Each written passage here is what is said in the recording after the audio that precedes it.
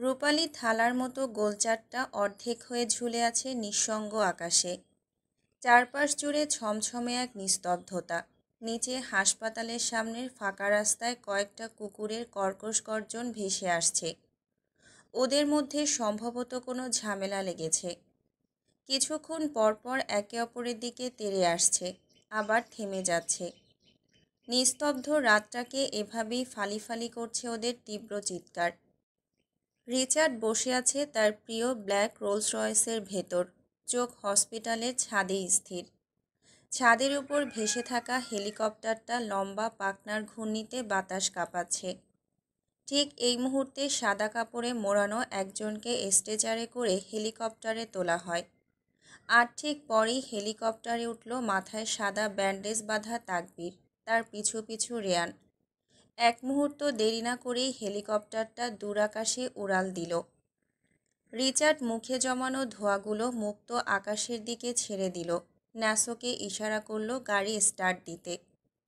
Naso ফোঁস নিঃশ্বাস ফেলে গাড়ি স্টার্ট দিল। তবে ছটফটে লুকাস দমে থাকতে পারল না, ছটফটিয়ে উঠল। বস, এসব কি করছেন আপনি? ওই শালা মিনিস্টার তো ম্যামকে নিয়ে গেল। ম্যামের রিপোর্টগুলো এখনও পর্যন্ত দেয়নি। এবার কিন্তু ম্যামকে হারালে সহজে পাবেন না বস। রিচার্ড একদম শান্ত, চোখে মুখে ক্ষোভের কোনো চিহ্ন মাত্র নেই। এলিজাবেথের কাছ থেকে ফিরে আসার পর থেকেই গাড়িতে বসে ধূমপানে মগ্ন ছিল। প্রতিটা টানে ছিল তার ধৈর্যের প্রতীক, আচরণে এক ধরনের স্থিরতা। যেন সে জানত তাকবীরের পরবর্তী পদক্ষেপ কী হতে পারে। তাকবীরের জ্ঞান ফিরতে সে আর এক মুহূর্ত দেরি করেনি। দ্রুত সব ব্যবস্থা করে এলিজাবেথকে নিয়ে কোথাও চলে যায়। কেউ জানে না কোথায় নিয়ে গেছে তাকবীর এলিজাবেথকে। এক রহস্যে ঢেকে যায় এলিজাবেথের গন্তব্য। রিচার্ডের নীরবতা লুকাসকে আরও অস্থির করে তুলল। এবার খানিকটা চড়া স্বরে বলে উঠল, তাহলে কি ম্যাম শুধুই আপনার কিছুদিনের চাহিদা ছিল? এভাবে চোখের সামনে দূরে চলে যেতে দেখছেন আর আপনি এমন শান্ত? রিচার্ড এবার কিরমিরিয়ে উঠল, চোখে জ্বলে উঠল আগুন। হিংস্র বাঘের মতো গর্জে উঠে চাপা হাসি হেসে এক একটি শব্দ দাঁতে চিবিয়ে চিবিয়ে বলল, আমি সেই মানুষ না যে স্মৃতি নিয়ে ঘুরে বেড়াবে, কিন্তু পাশে রাখার ক্ষমতাও নেই। আমি নদী, অশান্ত স্বার্থপর নদী, যা নিজের পথে বাধা পেলেই সব কিছু ভাসিয়ে নিয়ে যায়। এবার মুখ খুলল ন্যাসো, তাচ্ছিল্যের স্বরে চাপা গলায় বলে, স্মৃতি পুষে রাখতে না চাইলে সাথে রাখতে হয়, আর সাথে রাখার জন্য ভালোবাসার প্রয়োজন। আপনার মধ্যে কি আছে সেই ভালোবাসা? রিচার্ডের সে একই তেজি স্বর, তোমাদের মতে যদি ভালোবাসা মানেই কথার স্রোতে ভেসে যাওয়া হয়, তবে আমি সেই স্রোত ভাঙতে রাজি। আমার কাছে ভালোবাসা প্রমাণিত হয় রক্তে, ঘামে আর নিঃশব্দ চিৎকারে। কথার নাটক আমি পছন্দ করি না। আমি ভালোবাসি সেই আগুন যা একসঙ্গে দাহ করে সমস্ত সংশয়। রিচার্ডের কড়া জবাবের গভীরতা বুঝতে পেরে এবার দুজনেই মিয়ে গেল। ন্যাসোর শুষ্ক ঢোকের মাধ্যমে ঠোঁট ভিজিয়ে সরু গলায় বলল, কিন্তু এখন? ম্যামকে তো আবার নিয়ে গেল, এবার মনে হয় না আর প্রকাশ্যে রাখবে। রিচার্ডের ঠোঁটের আগায় জড়ো হয়েছে রহস্যের ঘনঘটা। অধর কোণে হাসি তুলল। আমার থেকে দূরে নিলেও কিছুই করতে পারবে না, কারণ আগে থেকেই সিল মেরে দিয়েছি। যে জায়গায় পা রাখতে যাবে সেখানে আমি অনেক আগেই প্রাচীর তুলে রেখেছি। রিচার্ডের কণ্ঠে বিজয়ের আভাস, একটা নিঃশব্দ যুদ্ধের শেষ শব্দ। আকস্মিক তিনজনই একসাথে অট্টহাসিতে ফেটে পড়ল। তাদের বিকট শব্দের হাসি বাড়ি খেতে থাকে বদ্ধ গাড়িতে। হঠাৎ ন্যাসো হাসি থামালো। দ্বিধাসংকোচ ফুটে উঠল ওর চড়া তামুকে, উসখুস করতে থাকলো। থমথমে গলায় বলল, বস, আমাদের মনে হয় এবার রিসোর্টে ব্যাক করা দরকার। রিচার্ড আইপ্যাডে কিছু করতে করতে গম্ভীর গলায় আওয়াজ তুলল, কেন? তারা কিসের? বারে চলো। ন্যাসোর পাশের সিটে অবস্থানরত লুকাস তুষ্ট হেসে রাশভারী আওয়াজে বলল, নারীকে বুঝলে নেয়ামত, না বুঝলে কেয়ামত, তাই না ন্যাসো? লুকাসকে চোখ রাঙালো ন্যাসো, অতঃপর ফ্রন্ট মিররে রিচার্ডের কুঁচকানো ভ্রুদয়ে দৃষ্টি রেখে আমতা আমতা করল, না বস, আসলে রাত একা ছিল রিসোর্টে, তাই। ওকে, আমাকে এয়ারপোর্টে পৌঁছে দিয়ে তোমরা রিসোর্টে ফিরে যাও, কাল ধীরস্থিরভাবে আসো। লুকাস চকিতে পেছন ফিরে বলল, আপনি আজই ব্যাক করবেন বস? উত্তপ্ত গরম নিঃশ্বাস ফেলল রিচার্ড। আধারে ঢাকা আকাশের দিকে তাকিয়ে বিষণ্ণ স্বরে বলল, এই শহরে আর থাকতে ইচ্ছে করছে না, বিষের মতো লাগছে। ন্যাসো তুষ্টু হেসে চট করে জিজ্ঞাসা করল, কারণটা ম্যামের শূন্যতা নাকি ম্যামের আঘাত? রিচার্ড কোনো জবাব দিল না। কথার মোড় ঘুরিয়ে বলল, স্টপ দ্য কার। ন্যাসো চমকে উঠল। লুকাসও অবাক, ঢোক গিলল। আজ তো সে কোনো লাগাম ছাড়া কথা বলেনি, তবুও হঠাৎই নির্দেশ। রিচার্ড আবার বলল, I said stop the car naso. এবার ভড়কে গেল দুজনেই রিচার্ডের শক্ত ধমকে। বাধ্য হয়ে ন্যাসো গাড়ি থামালো। গাড়ি স্থির হবার সঙ্গে সঙ্গে রিচার্ড দ্রুত নামল। সামনের দরজার কাছে গিয়ে খানিকটা ঝুঁকে আঙুলের গাঁট দিয়ে শক্ত খটখট শব্দ তুলল মিররে।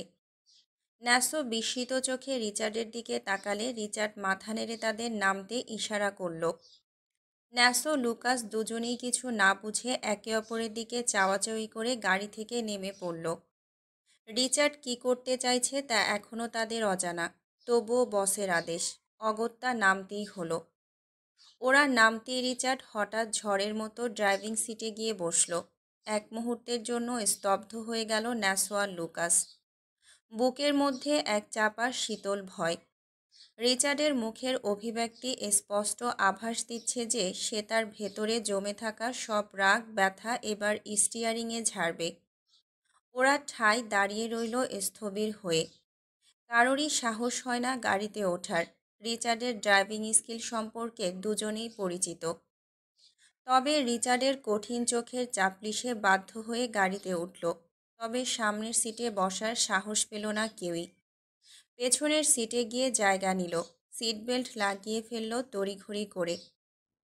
মুখে আতঙ্কের স্পষ্ট ছাপ। রিচার্ডের আর কোনো দিকে কোনো ধ্যান জ্ঞান নেই। সরাসরি পকেট থেকে ফোন বের করে ব্লুটুথে কানেক্ট করলো গাড়ির সাথে। সঙ্গে সঙ্গে গাড়ির ভেতর বেজে উঠল এক বিষণ্ণ সুর। সেই সুর যা নিস্তব্ধতাকে আরও গভীর, আরও ভারী করে তুলল। জমে থাকা শক্ত মাটি আলগা করে কর্কশ টায়ারের শব্দে ঝাঁকুনি দিয়ে ছুটে গেল গাড়িটা। ঘূর্ণির মতো বেগে শুরুতেই এমন টানে ন্যাসো আর লুকাস সামলে উঠতে না পেরে একে অপরকে চেপে ধরল। কালো মার্সিডিসটা যেন এক রাক্ষস, যা রিচার্ডের কর্ধকে নিজের ইঞ্জিনে ভর করে ছুটে চলছে। শুরুতেই গাড়ি তার গতি বিপদসীমা অতিক্রম করে যায়। ঝড়ের বেগে বাতাসকে ছিঁড়ে এগিয়ে চলছে। বাইরে থেকে শোনা যাচ্ছে বাতাসের সাথে সংঘর্ষের ঝাপটা। আশেপাশের গাড়িগুলো যেন থেমে থাকা বস্তু। মুহূর্তেই তাদের পেছনে ফেলে যাচ্ছে রিচার্ড, তার হাতে স্টিয়ারিং অটল, দৃষ্টি অনড়। রাস্তার কেউই রিচার্ডের সামনে টিকতে পারছে না। কালো মার্সিডিসের গর্জনে রাত্রির নিস্তব্ধতা ভেঙে গেছে। সেই সাথে পেছনের লুকাস আর ন্যাসোর মুখে জমে থাকা আতঙ্কের সুনামি, যা তারা গিলে ফেলার চেষ্টা করেও পারছে না। তবে স্টিয়ারিংয়ে রাখা হাতটা তবুও শক্ত, শক্ত হাতের মালিকের চিবুক। রিচার্ডের একমাত্র লক্ষ্য অজ্ঞাত কিন্তু অপ্রতিরোধ্য। আকস্মিক সামনে থেকে ঝড়ের মতো তেড়ে আসে এক মালবাহী লরি। লুকাস আর ন্যাসোর চোখ বড় বড় হয়ে গেল ভয়ে। শক্ত হৃদয়ের দুজন এবার আর চুপ থাকতে পারল না। পেছন থেকে চিৎকার করে উঠল, কিন্তু রিচার্ড নির্ভীক। স্টিয়ারিং চেপে ধরে স্পিড মিটারের কাঁটা শীর্ষে রেখে গাড়ি ছুটিয়ে চলল। দুটো যান যেন একে অপরকে আক্রমণ করার জন্য ছুটে আসছে। রিচার্ডের চোখে না কোনো ভয়, না কোনো দোটানা। লরির হেডলাইটের লাল আলো চোখে এসে পড়তেই ন্যাসো আর লুকাস মৃত্যুর ভয়ে চোখ বন্ধ করে নিল। তাদের ভেতর ধ্বংসের প্রস্তুতি বাঁচতে শুরু করল। কিন্তু রিচার্ড, তার চোখে এক শীতল স্থিরতা। এক মুহূর্তের জন্য স্পিড কমায়নি, না কোনো টার্ন নিয়েছে। ঠিক সংঘর্ষের 1 সেকেন্ড আগে অবিশ্বাস্য দক্ষতায় গাড়িটা তীব্র গতিতে একপাশে টার্ন করে লরির পাশ কাটিয়ে সামনে বেরিয়ে গেল। লরির হর্নের কর্কশ শব্দ যেন ভয়কে আরও গভীর করল। ন্যাসো আর লুকাসের বুকের ভেতর আরেক দফা ঝড় বইল। আতঙ্ক আর বিস্ময়ে তারা একে অপরের দিকে চাওয়াচাওয়ি করছে। নিশ্চিত মৃত্যু থেকে ফিরে এসেছে তারা। রিচার্ড তখনও নির্বিকার, তার গাড়ি আগের মতোই ছুটছে। ও রক্তশূন্য মুখে এত কেন পীড়া? আজ নিজেকে ক্ষতবিক্ষত করেও ওর যন্ত্রণার ভাগ আমি কেন নিতে পারছি না? আমার জীবন কেন এত অভিশপ্ত হলো? ন্যাসো আর লুকাস হতবাক, তারা এমন রিচার্ডকে কখনো দেখেনি। গ্যাংস্টারের মুখোশ ভেঙে রিচার্ডের চিৎকারে উগরে আসছে দীর্ঘদিনের গুমট। তার শক্ত হাত কাঁপছে, শরীর অস্থির। ভেতরে জমে থাকা ঝড়াস থামার কোনো নামই নিচ্ছে না। স্টিয়ারিংয়ে হাত থেতলে ক্ষতবিক্ষত করার পর শান্ত হলো রিচার্ড। হাত থেকে উষ্ণ লাল রক্ত টপ টপ করে গড়িয়ে পড়ছে। জোরে ঘন ঘন শ্বাস ফেলতে থাকে রিচার্ড। ন্যাসো আর লুকাস হতভম্ব। নিঃশব্দে তাকিয়ে আছে, কিছু বলার সাহস তাদের নেই। রিচার্ড ঠান্ডা মাথায় গাড়ি অটো মুড়ে দিল। সামনে ছোট্ট ডিস্ক খুলে ওয়াইনের বোতল বের করে রক্তাক্ত হাতে বোতল ঢালতে থাকে। এবার আর অবাক হলো না দুজন, তারা এটার সাথে অভ্যস্ত। ফোঁসফাস নিঃশ্বাস ফেলে রিচার্ড আবারও গাড়ি স্টার্ট দিল। আল্লাহর ওই বান্দি সুস্থ হওয়া না পর্যন্ত আমার সামনে কেউ তাকে আনবে না। রিচার্ডের কণ্ঠে কঠোরতা, তবে চোখে এক অদ্ভুত নরম লেপটানো দৃষ্টির আভাস। মিটিমিটি হাসল লুকাস আর ন্যাসো। লুকাস কুটিল স্বরে বলল, আমাদের কি সেই সাধ্য আছে? আর আমরা তো জানিই না ম্যাম কোথায় আছে। উত্তর দিল না রিচার্ড। এবার ধীরে স্থিরতায় গাড়ি চালাতে শুরু করলো। হঠাৎ ন্যাসোর উদ্দেশ্যে বলল, তোমরা ফিরে প্রয়োজনীয় সব কিছু গুছিয়ে নাও। ন্যাসো অবাক হয়ে প্রশ্ন করল, আমরা কি কোথাও যাচ্ছি বস? রিচার্ড গভীর শ্বাস ফেলল। আমার রানীর কাছে এই বাগানবাড়ি অভিশপ্ত। যদিও এর জন্য আমিই দায়ী, তবু আমরা শীঘ্রই নতুন ম্যানশনে উঠছি। লুকাসের চোখ বিস্ফোরিত হলো, বলে উঠল, বাংলাদেশে ম্যানশন আসবে কোথা থেকে? রিচার্ড নির্লিপ্তভাবে উত্তর দিল, বানালেই আসবে। ন্যাসো হতবাক, মানে আপনি কি? বাক্য শেষ করার আগে রিচার্ড ঠান্ডা গলায় বলল, লুকাস কৌতূহল নিয়ে বলল, কবে? রিচার্ডের গলায় অনুশোচনার চাপা সুর ভেসে এলো। সেদিন থেকে নতুন ম্যানশনের কাজ শুরু হয়েছিল, যেদিন আমার স্ত্রী হাতের শিরা কেটেছিল এই অভিশপ্ত রাজ্য থেকে মুক্তি পাওয়ার জন্য। ন্যাসো ভ্রুকুচকে সরু গলায় শুধালো, এটা কি রিয়েল? রিচার্ড কাঠিন্য মেশানো এক তৃপ্ত হাসি দিল, দ্যাটস ফাকিং রিয়েল। ন্যাসো কিছুক্ষণ চুপ থেকে চাপা কণ্ঠে বলল, কিন্তু আপনি তো বলেছিলেন ম্যাম আপনার টাইপের না, বেশি আবেগী। তাহলে এখন কি সব বদলে গেল? রিচার্ড ফোঁস করে নিঃশ্বাস ফেলল। একটা ক্লান্ত হাসি দিয়ে বলল, ফেঁসে গেছি আমি, শালি ধান্দাবাজ। চারপাশে ফজরের আজানের মৃদুধ্বনি প্রতিধ্বনিত হচ্ছে। আলো একটু একটু করে ভুবনকে জাগিয়ে তুলছে। প্রকৃতি নতুন দিনের জন্য প্রস্তুত। পাখির কিচিরমিচির শব্দ সেই ঘুম ভাঙার প্রতীক। ঘন বাঁশঝাড়ের আড়ালে স্থাপিত একটা পুরনো কবরের সামনে দাঁড়িয়ে আছে গ্যাংস্টার বস রিচার্ড কায়নাত। তার চোখে কোনো রাগ নেই, নেই ক্ষমতার অহংকার। এ স্থান তাকে অতীতে ফিরিয়ে নিয়ে যায়, যেখানে সে ছিল রেদোয়ান, একটা নাম যা বদ্ধ কবরে শুয়ে থাকা মানুষটি অনেক শখ করে দিয়েছিল। আজ মানুষটির সাথে সাথে নামটাও হারিয়ে গিয়েছে অমোঘ সময় চক্রে। যেমন কথা তেমনই কাজ। রিচার্ড রাতেই ঢাকায় ফিরে আসে। লুকাসও তার সাথে ফিরেছে, তবে বিশেষ সময়ে লুকাসকে এখানে আনেনি রিচার্ড, কারণ এটা তার জীবনের সবচেয়ে একান্ত ব্যক্তিগত মুহূর্ত। এটাই একমাত্র কারণ ছিল রিচার্ডের বছরে একবার দেশে আসার।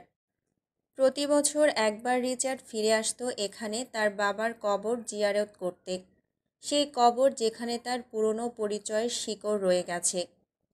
কবরের সামনে দাঁড়িয়ে থাকা শক্ত মানুষটা হঠাৎ করেই ভেঙে পড়ে, বিধ্বস্ত চেহারায় হাঁটু গেড়ে বসে পড়ল। মাটি স্পর্শ করল তার কাঁপতে থাকা হাত জোড়া। কাপা কণ্ঠে নিঃশব্দে কিছু বলার চেষ্টা করল, তবে শব্দ যেন আটকে থাকে বুকের ভেতর। বাবা, তোমাকেও আমি ক্ষমা করব না কখনো। কে তুমি? কেন এত সৎ হতে গিয়েছিলে? তোমার সেই অভিশপ্ত সততা আমাদের পরিবারকে ধ্বংস করে দিল। আমি ঘৃণা করি তোমাকে, ঘৃণা করি তোমার সততাকে, আর তীব্র ঘৃণা জানাই এই পৃথিবীর প্রতিটা সৎ মানুষকে, যারা আদর্শের নামে বাঁচতে শেখায় কিন্তু অন্যদের কষ্টে ডুবিয়ে দেয়। রিচার্ড চাপা কাপা কণ্ঠে ফিসফিস করে বলল, চোখে এক অদ্ভুত আগুন জ্বলে ওঠে। আকস্মিক গলা ছেড়ে চেঁচিয়ে উঠল, তোমার সততা আমাকে একটা নরখাদকে পরিণত করেছে বাবা। ঘৃণা করি আমি আপনাকে। শুনছেন মিস্টার রেমান? ঘৃণা করি আমি আপনাকে। ঘৃণা। রিচার্ড থেমে গেল, কর্ধে ফেটে পড়ে হাঁপাচ্ছে, কিন্তু সেই থমকে যাওয়া মুহূর্তে তার মস্তিষ্ক অন্ধকারে ডুবে গেল। ফিরে গেল সেই চিরাচরিত পৈশাচিক আত্মায়। উগ্রতা ভেঙে হিংস্র প্রাণীর মতো গর্জে উঠল রিচার্ড, ছাড়ব না আমি, কাউকে ছাড়ব না। কুত্তা দিয়ে খাওয়াবো সবগুলোকে, না হলে আমার নামও হৃদ না।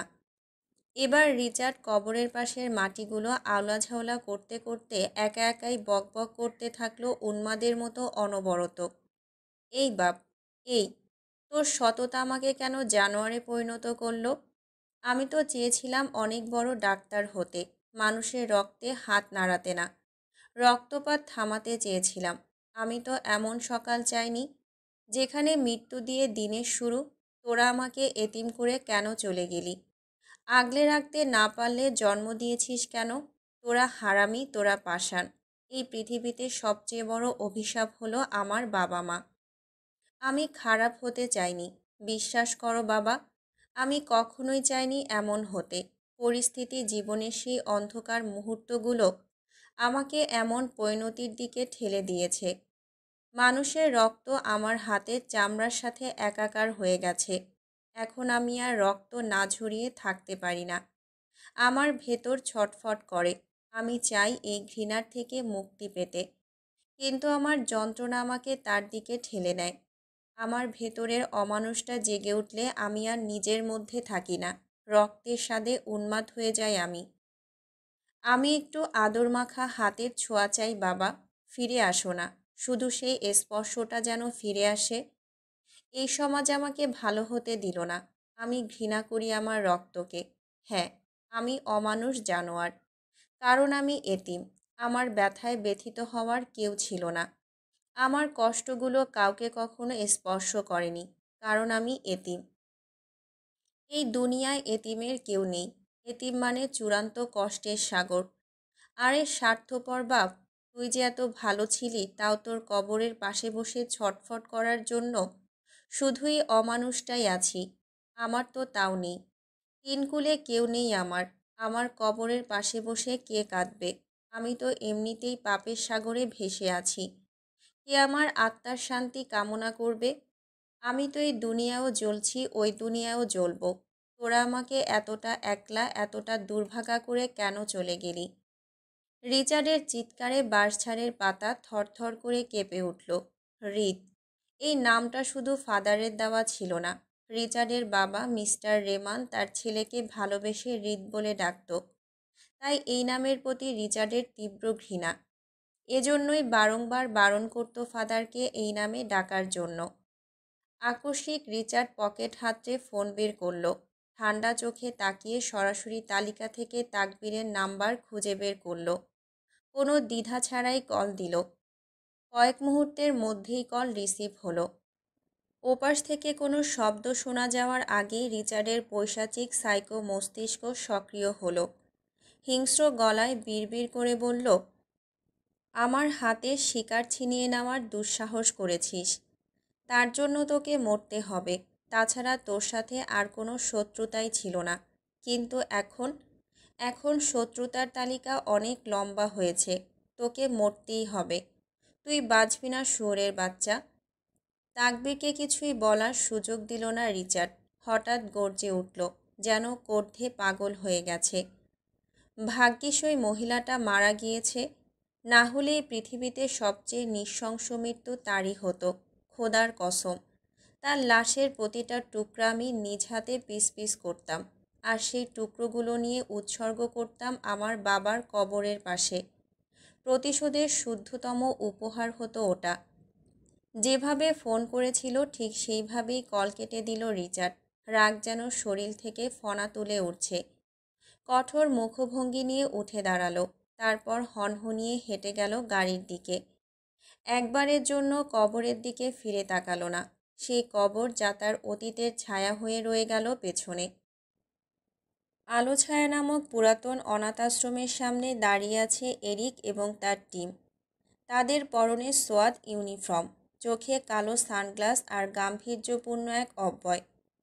এরিক চোখ থেকে কালো চশমাটা সরিয়ে দূর থেকে তীক্ষ্ণ দৃষ্টিতে পরখ করে নিচ্ছে আশ্রমটিকে। যদিও এটি পুরাতন, তবুও তিনতলা বিশিষ্ট বাড়িটি যেন এক অপরূপ সৌন্দর্য ধারণ করে। সাদা রঙে আঁকা পুরনো রাজবাড়ির মতো দেখতে। সারা বাড়িতে একটা রহস্যময় পরিবেশ ছড়িয়ে রয়েছে। ছায়া ছিল তাকবীরের মায়ের নাম।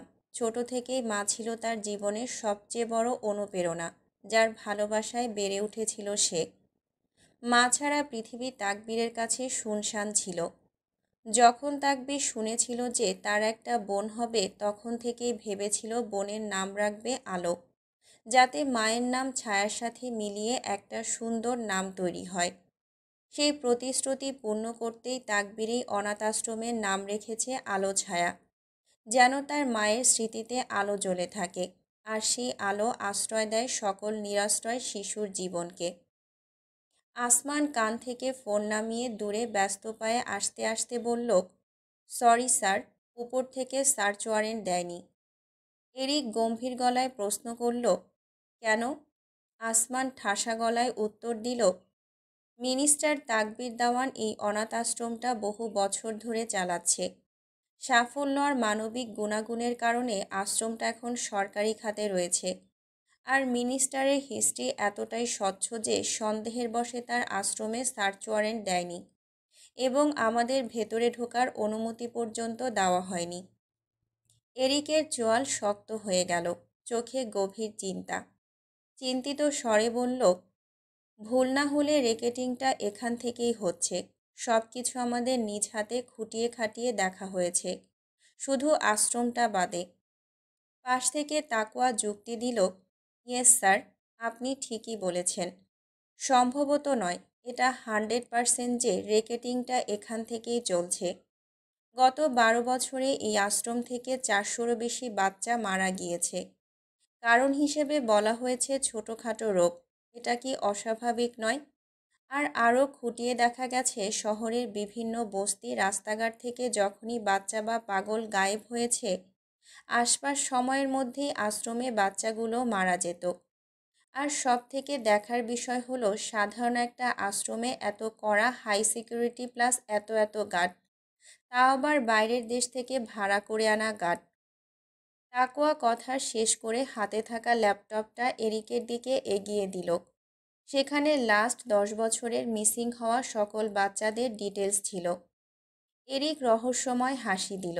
পরপর তাকওয়ার দিকে তাকিয়ে খোশ মেজাজে বলল, এজন্যই তোমাকে আমি আইটেম বোম বলি Taqwa. Really, you are genius. হালকা হাসলো তাকওয়া। হঠাৎ এরিকের নজর চলে গেল একটা ছোট্ট বাচ্চার দিকে। বাচ্চাটা সম্ভবত এই আশ্রমেরই হবে, হয়তো বাইরে কোথাও গিয়েছিল। এরিকের মাথায় বুদ্ধি খেলা করে গেল। এরিক তাকালো ভিক্টরের দিকে, ঠোঁট বাঁকিয়ে হাসল এবং ইশারা করল। ভিক্টর মাথা নাড়িয়ে বাচ্চাটার কাছে চলে গেল। ভিক্টর বাচ্চাদের সাথে খুব ভালো মিশতে পারে। যেমন ভাবা তেমনই কাজ। ভিক্টর অল্প সময়ের মধ্যে বাচ্চাটার সাথে মিশে গেল। কৌশলে বাচ্চাটার কাপড়ের সাথে একটা ছোট খেলনা গাড়ি ঝুলিয়ে দিল। বাচ্চাটা কিছুই বুঝল না। ভিক্টরের সাথে হেলে দুলে কথা বলে দৌড়ে ভেতরে চলে গেল। ভিক্টর কাজ শেষ করে এসে দাঁড়ালো এরিকের সামনে।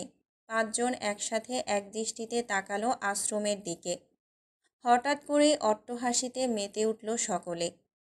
এরিক হাসি থামিয়ে রহস্যময় ভঙ্গিমায় বলল, লেটস গো গাইস, আমাদের কাজ শেষ। এখন যা করার আমরা অফিসে বসেই করতে পারবো। কিছুক্ষণ থেমে আবার বলল, অফিসার প্রেম কোথায়? অরণ বলল, উনি ইমার্জেন্সি কাজে কোথাও বেরিয়েছে। Lara baby, please come back Italy. Hello Lara, শুনতে পাচ্ছ? আমি জানি তুমি ইচ্ছে করেই কথা বলছো না। Speak up my princess. Lara, আমার ধৈর্যের পরীক্ষা নেবে না। আমাকে বাধ্য করো না ড্রাগন গ্রুপের পতন ঘটানোর জন্য।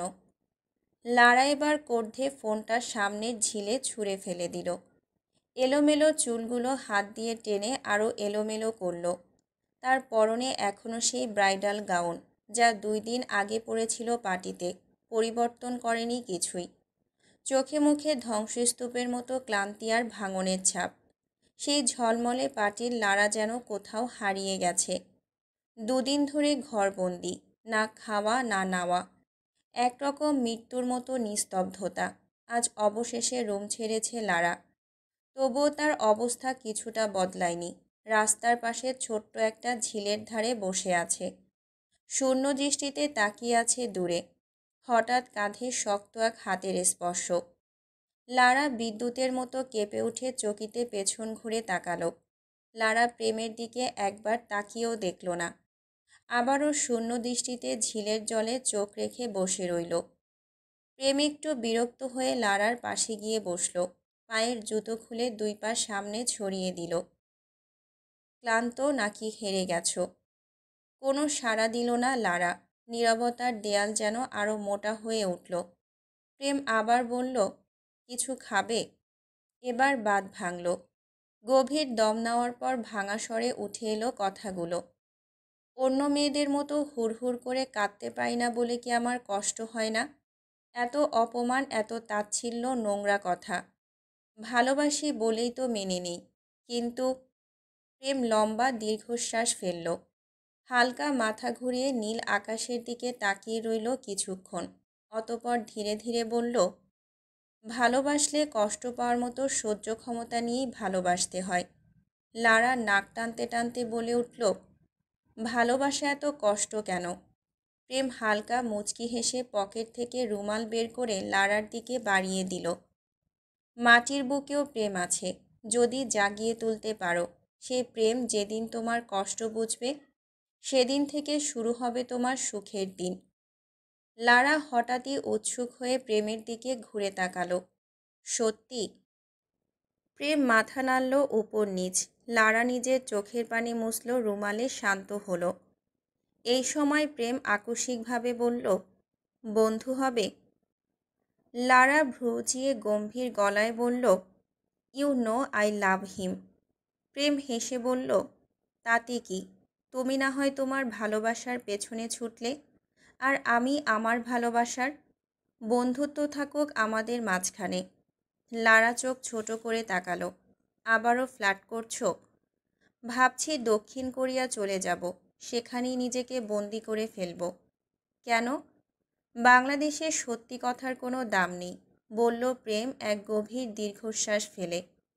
লারা নাক কুঁচকে সরাসরি বলল, টপিকে আসি। এখানে কি করছেন?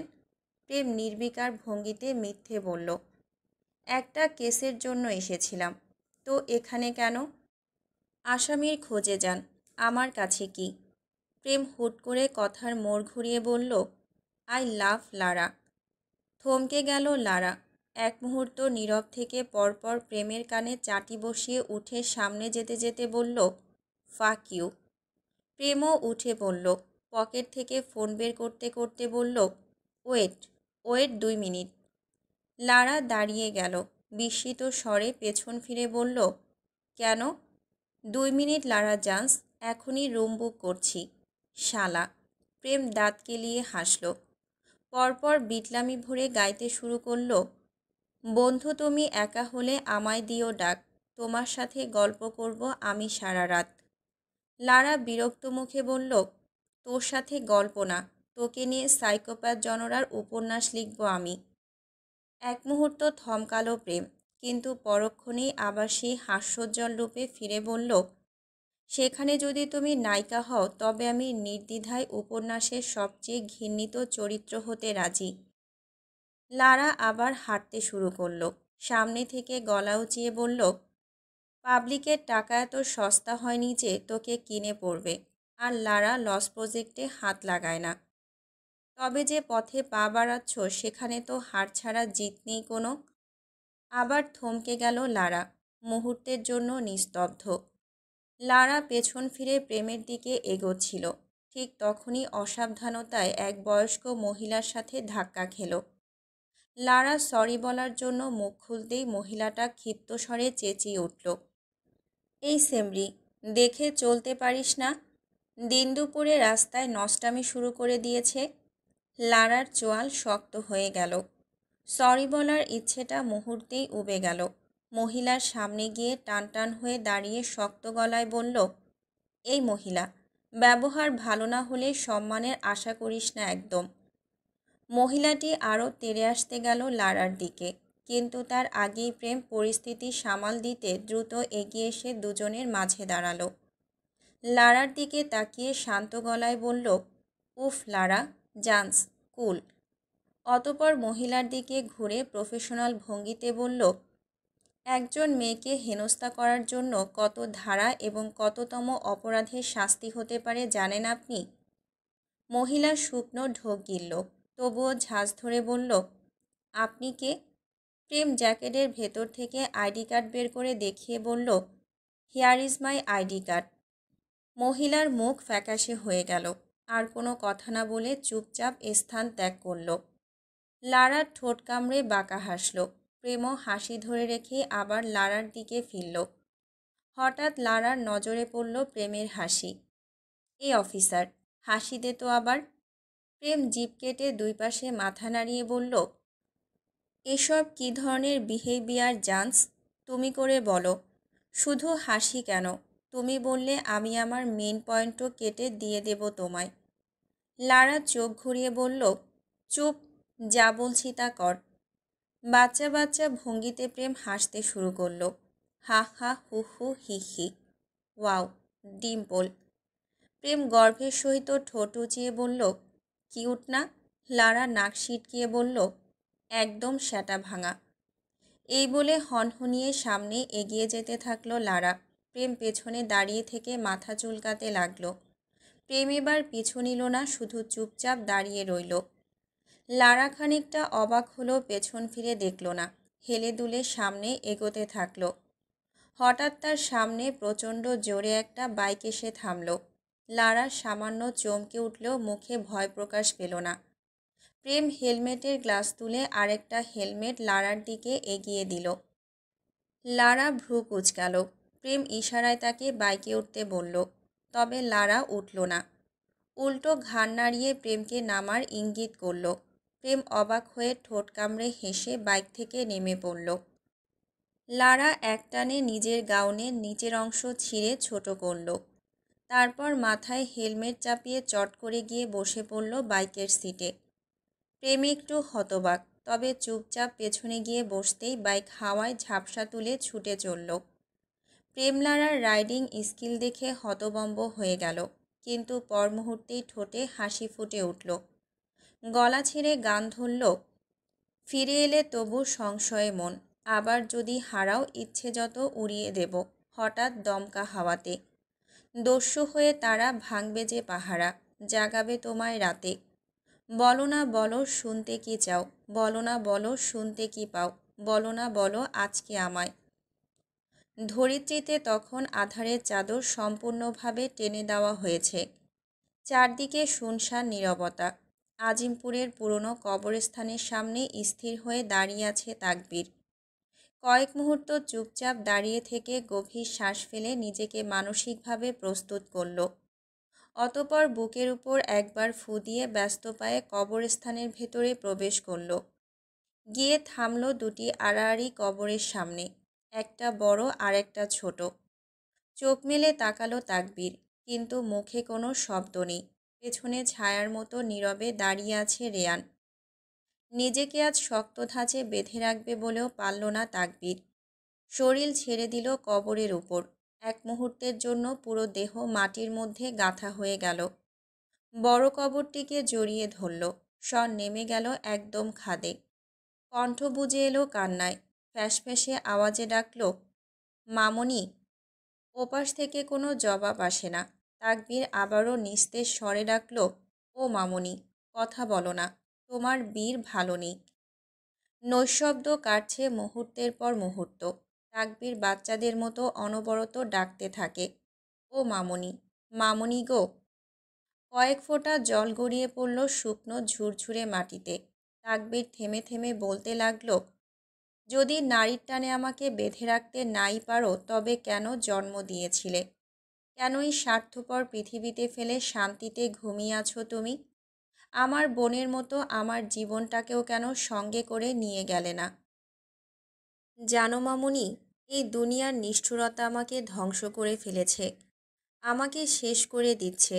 আমি তো এমনটা চাইনি। এই দুনিয়ার নিষ্ঠুরতা আমাকে এমন বানিয়ে দিয়েছে। এখন দুনিয়ার এই নিকৃষ্টতায় আমাকে শেষ করে ফেলবে। আমি আর কটা দিন বাঁচতে চাই মামনি। আমাকে তোমরা এত তাড়াতাড়ি তোমাদের কাছে টেনে নিও না। কান্নার শব্দ বেজে উঠতে থাকলো তাকবীরের গলায়। নীরব রেয়ানের চোখ থেকে 2 ফোঁটা জল গড়িয়ে পড়ল। সমুদ্রের নীরব বহমানতা থেকে কোনো এক দুঃখিনী ঢেউ তাকেও ছুঁয়ে গেছে। তাকবীর নিজের হুঁশজ্ঞান হারিয়ে ফেলল। অসহায় গলায় কাঁপতে কাঁপতে আওড়াতে থাকলো, মামুনি গো, মেয়েটা বোধহয় আমাকে ছেড়ে চলে যাবে। আমি বাঁচব না মামুনি, প্লিজ। আমাকে এত তাড়াতাড়ি তোমাদের কাছে নিয়ে যেও না। ওকে আমি চাই। আচমকা তাকবীরের মুখে উঠে এলো অশ্রুপ্লাবিত এক স্বীকারোক্তি। আমি আমার এলোকেশিকে অনেক ভালোবাসি মামুনি, ঠিক তোমাদের মতো। এই দুনিয়ার সব কিছু যদি মিথ্যে হয়ে যায় তবে তাকবীরের ভালোবাসা মিথ্যে হবে না মামুনি। কেন কেউ আমাকে ভালোবাসে না? তাকবীর কবরের উপরে হাত বুলাতে বুলাতে আকাশের দিকে একে একে তাকিয়ে বলল, ভাগ্য আমার বেলায় কেন এত নিষ্ঠুর? তাকবীর হঠাৎ উঠে বসল। চোখে এক অজানা গ্লানি আর অভিমান। দুটি কবরের দিকে তাকিয়ে হতাশায় ভরা গলায় বলতে থাকল, তোমরা আমার সাথে খেলা করছো, তাই না? মা মেয়ে ইচ্ছে করে এমন করছো। যত কিছুই করো না কেন এত তাড়াতাড়ি আমি আমার এলোকেশিকে ফেলে যাচ্ছি না। আমি ওর দায়িত্ব নিয়েছি সারা জীবনের জন্য। থামল। এবার কোনো অদৃশ্য শক্তি তাকবীরের মধ্যে চিৎকার জাগিয়ে দিল। মুহূর্তেই গলা ছিঁড়ে চিৎকার করে বলল, আমাকে তোমাদের কাছে টেনে নিও না মামনি। আমি ওকে আগলে রাখতে চাই, ওর ভালোবাসা পেতে চাই। ওর চোখে যে নিজের ধ্বংস দেখেছি আমি, আমাকে বাঁচতে দাও তোমরা। এবার অবুঝ তাকবীর তার অভিমানী অভিযোগগুলো জানাতে থাকল, জানো মামনি, ওর চোখে না কখনো আমার জন্য কোনো টান দেখিনি। তবুও আমার ওকেই ভালো লাগে। মনটা শুধু পাগলের মতো করে তারই চায়। তাকবীর এবার উঠে গিয়ে বসলো ছোট কবরটার পাশে।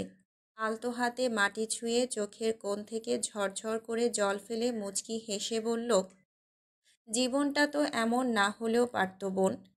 ভাইয়ের প্রতি কি এতই রাগ ছিল যে একবার দেখা করেও গেলি না? তুই তো আমাকে ছেড়ে চলে গেছিস সেই কবেই, কিন্তু তুই না থেকেও ভাইয়ার কাছে আছিস সব সময়। একটু থেমে গিয়ে এক গভীর শ্বাস নিয়ে আবার বলল, জানিস বোন, তোর জন্য না পরীর মতো একটা ভাবি খুঁজে বের করেছি। একদম তুলোর মতো নরম। আমার ধরতেও ভয় হয় যদি কোথাও লেগে যায়। রেয়ান পেছন থেকে নিচু স্বরে বলল, বস, এবার চলুন। রেয়ানের কথা শোনা মাত্রই তাকবীর তাড়াতাড়ি উঠে গিয়ে আবারও মায়ের কবরের উপর উপুড় হয়ে পড়ল। শুকনো মাটিতে মুখ গুজে এক নিঃশ্বাসে আওড়াতে থাকল, তুমি চলে যাও রেয়ান। আজকে আমি আর আমার এলোকেশি একসাথে মামনির সাথে ঘুমাবো। বোন, আজ তুই হিংসে করিস না, কেমন? হঠাৎ তাকবীরের চোখের সামনে ভেসে উঠল এলিজাবেথের হাসিমাখা মুখ। মিষ্টি হেসে তার দিকে তাকিয়ে আছে। তাকবীরও হাসল। হাত রাখল এলিজাবেথের মাথায়, তবে হাতটা গিয়ে পড়ল মাটিতে। তাকবীর নিঃশব্দে বলে উঠল, যন্ত্রণাগুলো আমাকে ভেতরে পোড়ায়। ভাবতে ভাবতে তারে আমি চোখ বুজিয়া জড়াই ধরি। চোখ মিলিয়া দেখি আমি সে তো বুকে নাই। চোখ থেকে কয়েক ফোঁটা জল গড়িয়ে পড়ল। তবে ঠোঁটের কোণে এক অদ্ভুত হাসি। কারণ তার সাথে এখন তার মা আর তার প্রিয়র থেকেও প্রিয় এলোকেশি আছে, আর তার কিছুই চাওয়ার নেই। তাকবীর স্কিজোফ্রেনিয়ায় আক্রান্ত, যার ফলে তার মাঝে বাস্তবতা থেকে বিচ্ছিন্ন হয়ে যাওয়া নানা ধরনের ভ্রম এবং চিন্তার অস্বাভাবিক প্রবণতা দেখা যায়। অডিও ও ভিজুয়াল হ্যালুসিনেশন তাকবীরের মাঝে এমন এক কল্পনা সৃষ্টি করে যেখানে সে নিজেকে সুখী আর নিরাপদ মনে করে। ডিপ্রেশনের গভীর কষ্ট ওকে আরও একাকী করে তোলে এবং এভাবেই সে তার কল্পনায় আশ্রয় খুঁজে পায়। রেয়ান ফোঁস করে নিঃশ্বাস ফেলে চলে গেল। তার আচরণ থেকে স্পষ্ট হচ্ছিল যে সে এসবের সাথে অভ্যস্ত হয়ে গেছে। রেয়ান জানে তাকবীরের ভেতরে লুকানো এই মানসিক যন্ত্রণা অনেক সময় তাকে বিপথে নিয়ে যায়, তবে রেয়ান কিছুই বলার বা করার সাহস পায় না।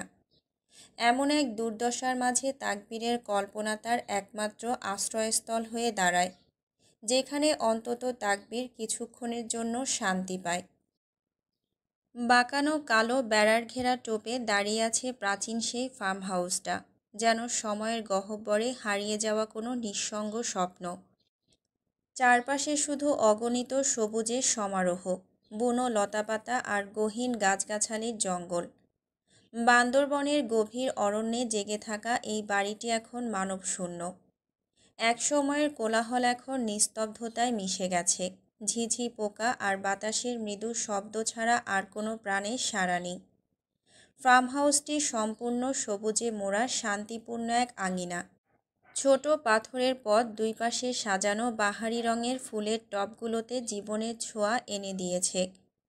কাঠের বেঞ্চ আর আরামদায়ক বসার জায়গাগুলো যেন গল্প বলার জন্য অপেক্ষায়। বাতাসে ফুলের মিষ্টি ঘ্রাণ আর পাখিদের কূজন এই নিভৃত আঙিনাকে প্রকৃতির এক শান্ত আশ্রয় বানিয়ে রেখেছে। ঘন অরণ্যের মাঝখানে হারিয়ে থাকা সেই ফার্ম হাউস বহু বছরের পুরনো। হাতে গোনা কয়েকজনই জানে এর অস্তিত্বের কথা, আর জানবেই বা কীভাবে। গভীর নিষিদ্ধ জঙ্গলের গহীনে গুপ্তভাবে তৈরি হয়েছিল এটি। বাতাসে ভেসে আসা প্রাচীন গল্প বলে আদি যুগে ডাকাতদের আস্তানা ছিল এই বাড়ি।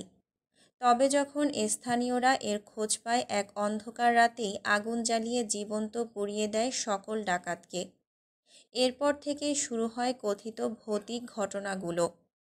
অশরীরী আতঙ্কে গ্রামবাসী এলাকা ছেড়ে পালিয়ে যায়, তবে সত্যিটা ছিল সম্পূর্ণ ভিন্ন। ভূতের গল্প ছিল জাল কাহিনী। একদল ক্ষমতাবান বিত্তশালী ছলচাতুরি, তারা পরিকল্পিতভাবে এলাকা খালি করিয়ে নিজেদের স্বার্থে জঙ্গল দখল করে নেয়। পরিত্যক্ত ডাকাতদের আস্তানাকে তারা নতুন করে সাজিয়ে গড়ে তোলে একটা সিক্রেট ফার্ম হাউস।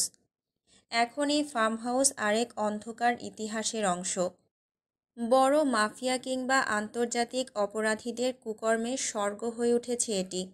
গভীর জঙ্গলের আড়ালে প্রতিবছর ঘটে যায় এমন সব নির্মম কাজ যার হদিস বাইরের পৃথিবী কখনোই জানতে পারে না।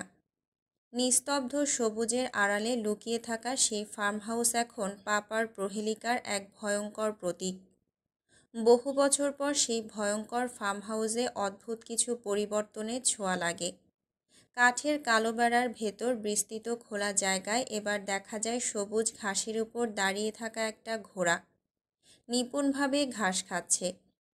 এখানে এতকাল কোনো প্রাণী সাড়া পাওয়া না গেলেও মানুষরূপী অনেক প্রাণীর যাতায়াত দেখা গিয়েছে। আরও অবাক করা বিষয় হলো বেড়ার ধারে সারি বেঁধে ফুটে থাকা রঙিন ফুলের গাছ, সতেজ পাতা আর কোমল পাপড়িতে ছড়িয়ে আছে। দেখে স্পষ্ট বোঝা যাচ্ছে এগুলো সম্প্রতি লাগানো হয়েছে, কিন্তু কার জন্য? অরণ্যের গভীরে সেই নিষিদ্ধ জমিতে কি এখন আবার নতুন কোনো গল্প শুরু হতে চলেছে, নাকি এই সাজসজ্জা আরও কোনো অজানা রহস্যের ইঙ্গিত? ঘন জঙ্গলের ফাঁক গলে ধোঁয়ার মেঘের মতো ছুটে এসে থামল তাকবীরের GTR-35 সেই অভিশপ্ত ফার্ম হাউসের সামনে। এলিজাবেথকে বাইরে রাখা এখন জীবনের সঙ্গে জুয়া খেলার মতো। তাই এলিজাবেথের নিরাপত্তার জন্য এই ফার্ম হাউস 1 মাসের জন্য মোটা অঙ্কের বিনিময়ে ভাড়া নিতে বাধ্য হয়েছে তাকবীর। এর ভেতর পাসপোর্ট প্রস্তুত হলেই এলিজাবেথকে রাশিয়ায় পাঠিয়ে দেবে। এটাই আপাতত পরিকল্পনা। তাকবীর গাড়ি থেকে নামতেই এক বয়স্ক লোক দৌড়ে এলো। এই লোকটি এখানকার কেয়ারটেকার। এলিজাবেথের দেখভাল করার দায়িত্ব তার উপর ধার্য করা হয়েছে। তাকবীর তীক্ষ্ণ দৃষ্টিতে চোখ বুলিয়ে নিল চারপাশে। তবে যা দেখল তাতে খানিকটা বিস্মিত হলো। তাকবীর আরও আগে থেকেই এলিজাবেথের নিরাপত্তার ব্যাপারে সংকীর্ণ ছিল, তাই অনেক আগেই এই জায়গার সন্ধান নেয় এবং কিছুদিন আগে এসে একবার দেখেও গিয়েছে। আগে জায়গাটা ছিল শূন্য, পরিত্যক্ত, এক ঘন কালো রহস্যে ঘেরা। কিন্তু এখন রঙিন ফুলের শাড়ি, সাজানো গোছানো পরিবেশ। তাকবীর খানিকটা বিস্মিত হলেও সেই ভাবনায় মাথা ঘামালো না। তার মনে এখন শুধু একটাই চিন্তা, এলিজাবেথকে নিরাপদ রাখা, দ্রুত এই পরিস্থিতি থেকে বেরিয়ে আসা। রিয়ানার তাকবীর ধীরে ধীরে হুইল চেয়ারে থাকা এলিজাবেথকে গাড়ি থেকে নামালো। শরীরের বিভিন্ন জায়গায় মোটা ব্যান্ডেজে মোড়া এলিজাবেথের মুখে ক্লান্তির ছাপ স্পষ্ট। উজ্জ্বল মুখটি এখন ফ্যাকাশে। সেদিন গাছের ডাল ভেঙে পড়ায় গুরুতর আঘাত পেয়েছে তার পা। ডাক্তারের নির্দেশ অনুযায়ী কয়েকদিন তাকে পুরোপুরি বেড রেস্টে থাকতে হবে। তবে সৃষ্টিকর্তার কৃপায় এত বড় অ্যাক্সিডেন্টও এলিজাবেথের বড় কোনো ক্ষতি হয়নি।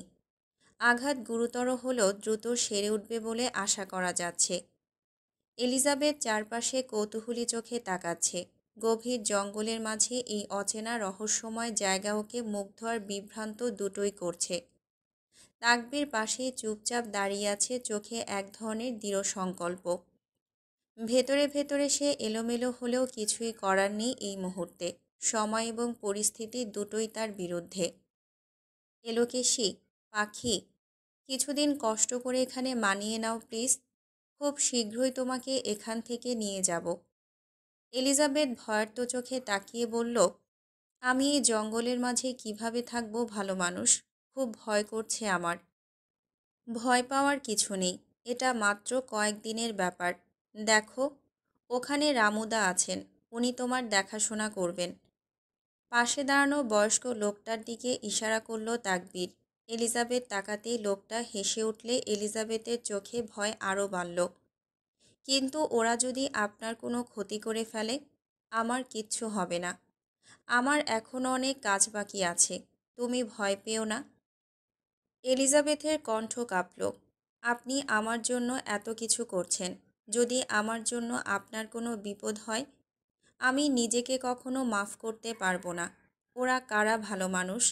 কেন বারবার আমাকে মারতে চাইছে? তাকবীর হাঁটু মুড়ে এলিজাবেথের সামনে বসল। ওরা যেই হোক, তোমাকে আর কেউই ছুতে পারবে না। এক মুহূর্ত থেমে বলল, একটা কথা দেবে এলোকেশী? কী কথা? যাই হোক, আমার উপর থেকে কখনোই বিশ্বাস হারাবে না। সব সময় এভাবেই বিশ্বাস করবে। এলিজাবেথের ঠোঁটের কোণে হালকা হাসি ফুটে উঠল। আপনি বিশ্বাসের যে জায়গায় আছেন সেখানে অবিশ্বাসের কোনো স্থান নেই।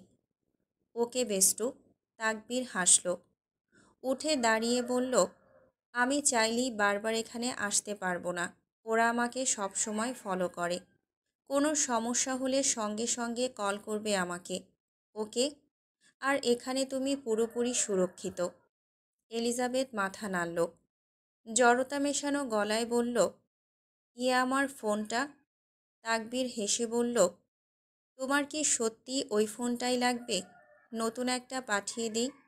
আসলে এটা অনেক জায়গায় ফেটে গিয়েছে। নতুন ফোন লাগবে না, এটাতেই হবে। এলিজাবেথ মৃদু স্বরে বলল।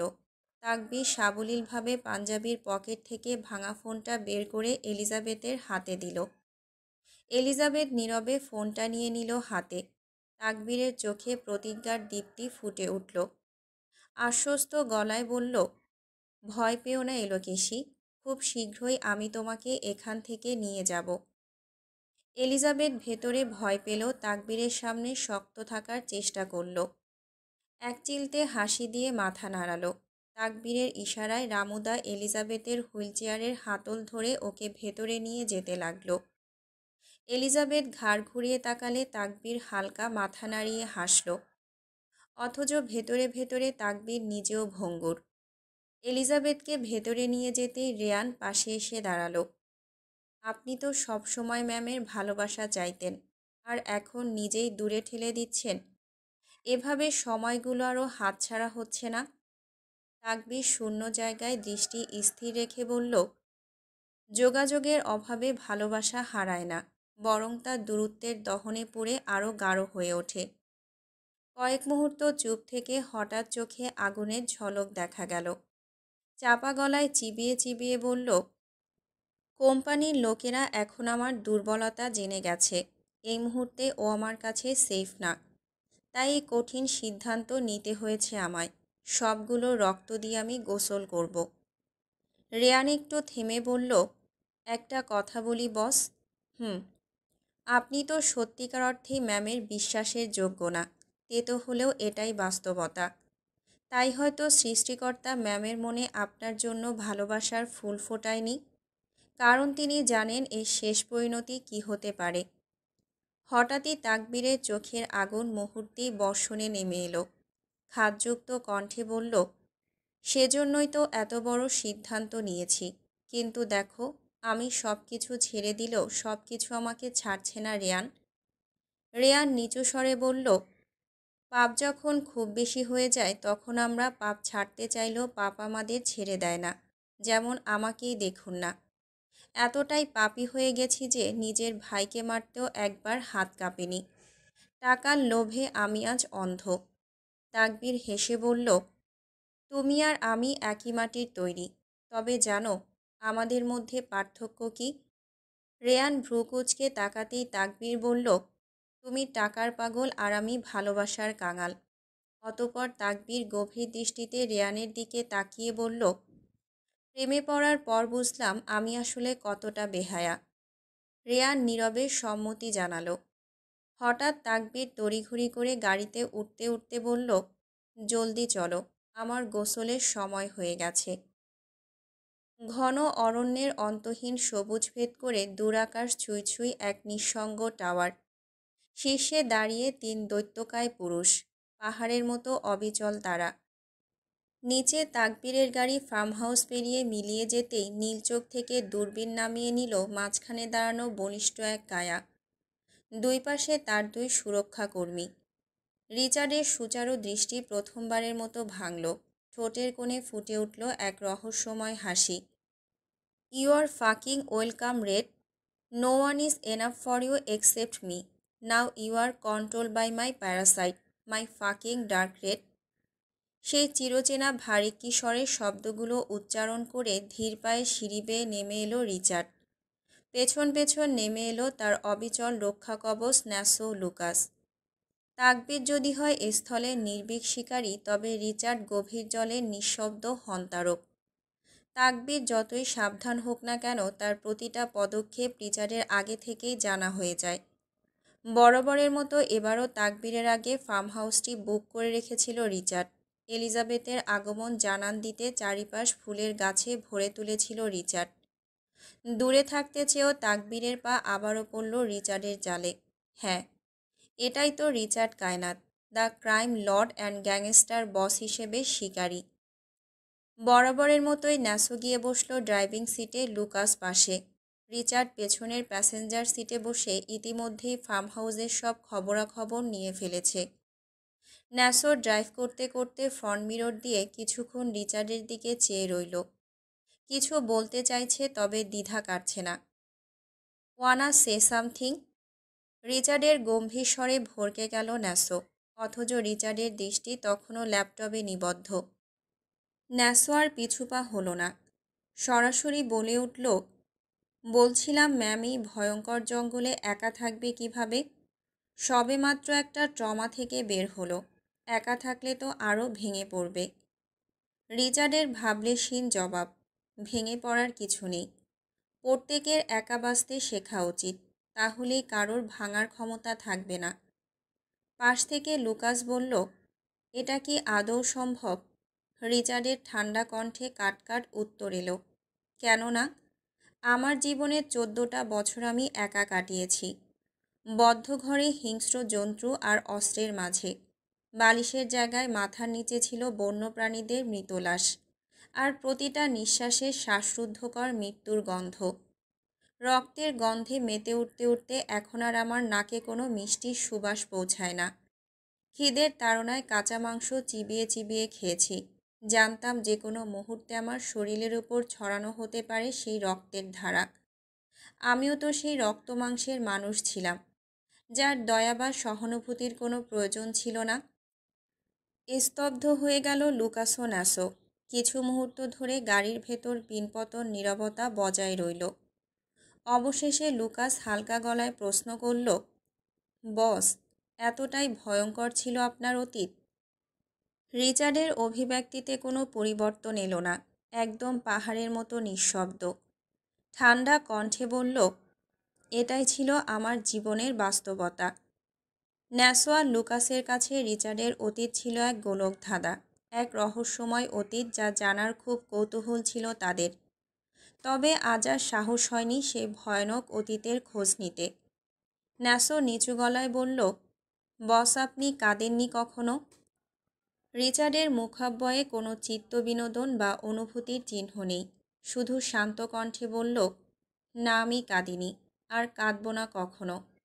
কারণ কাঁদলে আমার ভেতরের এই যন্ত্রণাগুলো বেরিয়ে আসবে। এগুলোর খুব প্রয়োজন। এই যন্ত্রণাগুলো আমার ভেতর ছিঁড়ে ছিঁড়ে আমাকে নরখাদকে পরিণত করছে। সৃষ্টিকর্তার প্রতি কোনো অভিযোগ আছে আপনার? হ্যাঁ, অনেক আছে, বললে শেষ করা যাবে না। আমরা তার গোলাম, আর গোলামদের নাফরমানি প্রতি পদে পদে। তাই আমি মুখ খুলতে চাই না। যদি মুখ থেকে অযাচিত কিছু বেরিয়ে যায়, শুধু এইটুকু বলতে পারি, হয়তো আমার জীবনটার 4-5টা জীবনের মতো স্বাভাবিক হতে পারত। রিচার্ডের আজ এক ভিন্ন রূপ প্রকাশিত হচ্ছে। এই প্রথমবার নিজের সম্পর্কে বলতে শুরু করেছে। আগুনের মতো কথায় বর্জন ঘটালো সমস্ত অভ্যন্তরীণ যন্ত্রণা। চোখে জ্বলছে এক অদম্য ক্রোধের অগ্নি। হাতের ল্যাপটপটা শক্ত করে চেপে ধরে কঠিন গলায় বলতে লাগলো, আমি অন্ধঘরের বন্ধ দুয়ার। পড়তে পড়তে সব কিছু ছাই হয়ে গিয়েছে আমার ভেতরে। আমার স্পর্শে যে আসবে সে ভস্ম হয়ে যাবে, আর কিছুই থাকবে না। 8 বছর সুখী ছিলাম, তারপর 23 বছর ধরে আমি হাসি না। আমার বক্ষে এক একটা ক্ষত ছাড়া কোনো প্রাপ্তি নেই। আমি শুধু এক নীরব চিৎকার যা কেউ শোনে না। রিচার্ডের কথায় লুকাস আর ন্যাসোর অভ্যন্তর ভিজে গেল। তাদের নীরবতায় হতচেতন হয়ে ফিরে তাকালো রিচার্ড। যখনই বুঝতে পারল তার কঠিন অব্যয়ে কিছুটা বিধ্বস্ততার ছাপ ফুটে উঠছে, তখনই দ্রুত কথার সুর পাল্টে ফেলল, সম্পূর্ণ জঙ্গল ঘেরাও করে ফেলা হোক। আমার অনুমতি ছাড়া যেন একটা পিঁপড়াও ঢুকতে না পারে।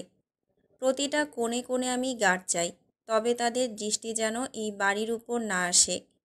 কেটে ভাসিয়ে দেব সবগুলোকে যদি আসে। রিচার্ডের মুখে কড়া নির্দেশ। তার চোখে দৃষ্টির আগুন চিরকালীন শাসকের মতো। সামনের দুজনের গরম নিঃশ্বাস পড়ল। একটা মানুষ কতটা কঠোর আর রহস্যময় হলে মুহূর্তে নিজের রূপ পাল্টে ফেলতে পারে। রিচার্ড যেন তাদের কাছে এক শীতল আগুন, যার ভেতর অদৃশ্য ঝড় বয়ে যায়। এলিজাবেথ ম্যাম আজ থেকে এখানে একা থাকবে। এখন কি আপনার জন্য ছোটোখাটো একটা কুঁড়েঘর বানিয়ে দেব জঙ্গলে? রিচার্ডের মাথায় যেন আকাশ ভেঙে পড়ল। হিংস্রতার সাথে ঝাঁপিয়ে পড়ল লুকাসের উপর। তুমি এইমাত্র কি বললে? সাহস তো কম না তোমার, লোকা। ভড়কে গেল লুকাস। ন্যাসো হতবম্ব। লুকাস আমতা আমতা করে বলল, আপনি তো বললেন ম্যাম বলতে। রিচার্ড গর্জে উঠল আবারও, ম্যামের আগে কি বলেছিস? লুকাস স্তব্ধ গলায় বলল, Elizabeth ma'am. You bastard! Elizabeth কি তোর শালার বউ লাগে? আজ থেকে কোনো ম্যাম না, খালাম্মা ডাকবি। ডিরেক্ট খালাম্মা ডাকবি ওই আল্লাহর বান্দিকে। এসব ম্যাম ট্যামও ঝামেলা লেগে যায় অনেক সময়। লুকাস থতমত খেয়ে গেল। ন্যাসো ঠোঁট কামড়ে হাসি চাপার চেষ্টা করল। রিচার্ড রাগে আগুনে ফুঁসছে। লুকাস তাও মিয়ে গিয়ে নিভু স্বরে বলল, বসের বউ খালাম্মা হয় কিভাবে? রিচার্ডের তাৎক্ষণিক জবাব, বানালেই হয়। এই শালি আমি বাদে দুনিয়ার সবার বোনার খালাম্মা হয়। এবার ন্যাসো মুখ খুলল। ঠোঁট কামড়ে মিটিমিটি হাসতে হাসতে বলল, বস, এই একটা মেয়েকে আপনার আর কি নামে ডাকা বাকি আছে? বেহায়া লুকাস রিচার্ডের কিছু বলার আগেই ছটফটিয়ে বলে উঠল, শালি, বান্দি, খালাম্মা, ধান্দাবাজ, রেড। আর কি বাকি আছে বস? রিচার্ড নিরুদ্বেগ ভঙ্গিতে সিটে গায়ে এলিয়ে দিয়ে শান্ত কণ্ঠে বলল, আর একটা আছে, চোর। আমার ঘুম চোর, শালি ঘুম চোর। লুকাস হেসে বিটলামি স্বরে বলল, আর একটা কিন্তু আছে বস। রিচার্ডের কপালে সূক্ষ্ম ভাঁজ পড়ে গেল। উঠে সোজা হয়ে বসে গম্ভীর গলায় জিজ্ঞেস করল, কি? লুকাস দাঁত কেলিয়ে হাসল। আমাদের মিনিস্টার সুমন্ধির বোন।